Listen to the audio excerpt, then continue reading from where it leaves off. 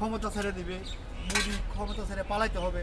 মোদি ক্ষমতা ছেড়ে পালাইলে আওয়ামী লীগের কী সমস্যা, কী শেখ হাসিনার সমস্যা কী? এই যে একটা জিনিস, আরেকটা জিনিস দেখেন, এই যে আজকে 2026 সালে যে জাতীয় নির্বাচন হয়েছে, ওই জাতীয় নির্বাচনে বিএনপি ভোট পাইছে কত? 3,79,00,000। জামাতে ভোট পাইছে কত? 2,38,00,000। এর মধ্যে দেখেন না ভোট কত দিয়ে পড়ছে? না ভোট পড়ছে 2,25,65,000। 2,25,65,000 ভোট, এই না ভোটগুলা কারা দিছে? আওয়ামী লীগের লোকজন দিছে। এই আওয়ামী লীগের লোকজনের ভোটগুলা কাকে দিছে? বিএনপিকে দিছে। বিএনপি সেটা ভাবতে হবে। আজকে আওয়ামী লীগের ভোট দিছে বিধে কিন্তু তারা গভর্নমেন্ট, তারা কিন্তু সরকার গঠন করতে পারছে। এই সরকার গঠন করিয়া আজকে কিন্তু তারা রাষ্ট্র ক্ষমতা। আর এখন তাদের এটাও বুঝতে হবে, জামাত যেসব ধরনের অন্যায় অত্যাচার আরম্ভ করছে এবং জামাতের যে বিষধর সাপের মতো তারা যে রাজনীতি করতেছে, সেই রাজনীতিতে বিএনপিকে ধ্বংস করার জন্য ওরা কিন্তু নীরবে কাজ করতেছে। এই জামাত চাচ্ছে এখন তাদের জোটগত 77টা সিট, এই 77 সিটের ভিতরে আগামী নির্বাচনে ওরা যাতে 177 সিট পায়, 77 সিট নিতে পারে, সেই ব্যবস্থা কিন্তু ওরা করতেছে। আজকে দেখেন একটা ঘর হিসেবগুলো দেখেন, বিএনপি যদি 3,79,00,000 ভোট পায়, আর এর মাঝে যদি না ভোট যদি পড়ে 2,25,65,000, এটা তো আওয়ামী লীগের ভোট। এই আওয়ামী লীগের ভোটগুলো তো বিএনপিকে দিছে। তাহলে যদি এই ভোটগুলো যদি বিএনপিকে না দিত, তাহলে জামাতের সাথে তাদের ভোটের সংখ্যা কত অনেক নিচে থাকতো না? তারা তো সরকারও গঠন করতে পারতো না। আজকে বিএনপি এই কথাটা মাথায় রেখে তাদের কিন্তু কাজ করতে হবে। এই দেশের স্বাধীনতাকামী মুক্তিযুদ্ধের সপক্ষের দল কিন্তু আওয়ামী লীগ, মুক্তিযুদ্ধের সপক্ষের দল দাবি করে বিএনপি, তারাও কিন্তু মুক্তিযুদ্ধের সপক্ষের দল। আজকে এই দেশটাকে রাজাকার মুক্ত করতে গেলে, এই দেশটাকে বাঁচাতে গেলে আজকে বিএনপি এবং আওয়ামী লীগ মিলেই কিন্তু এই দেশটাকে সাজাতে হবে।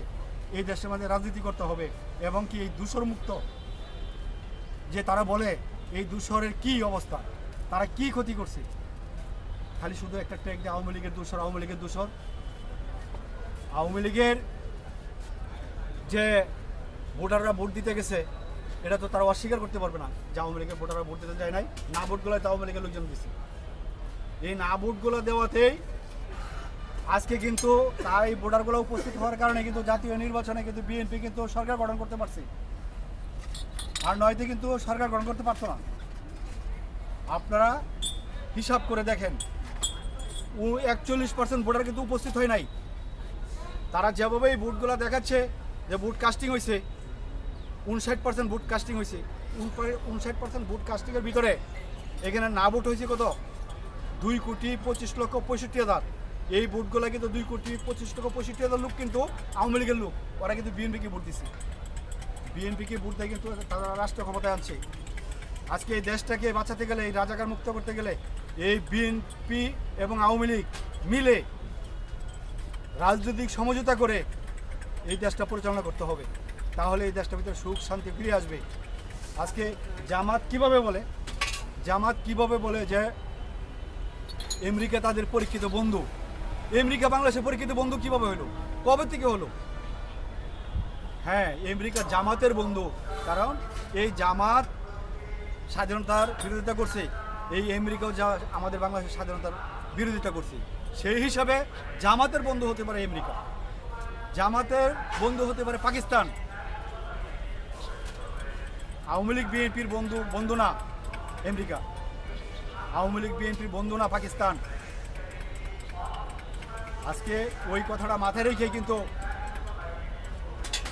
আওয়ামী লীগ বিএনপি সমঝোতা করে রাজনীতি করতে হবে। এই দেশে শেখ হাসিনা আসবে, এটাই কিন্তু সত্য। শেখ হাসিনা আসবেই। শেখ হাসিনাকে কেউ রোধ করতে পারবে না। যদি শেখ হাসিনার এই দেশে ফাঁসি হয়, তাহলেও এই দেশে শেখ হাসিনা আসবেই। এবং এই যে ভোটগুলো না ভোট পড়ছিল জাতীয় নির্বাচনে, ইউনূসের নীল নকশা নির্বাচন, যে ভোটগুলো না ভোট দিছে এখানে হিসাবটা ধরেন 2,25,65,000 মানুষ কিন্তু তারা কিন্তু ভোট কেন্দ্রে গেছে, শেখ হাসিনার পক্ষে গিয়ে ভোট দিছে। না ভোট দেওয়া মানে শেখ হাসিনার পক্ষে গিয়ে ভোট দেওয়া। আজকে কিন্তু এই লোকগুলা কিন্তু শেখ হাসিনাকে রিসিভ করার জন্য উপস্থিত হবেন। সেই বিধায় বলবো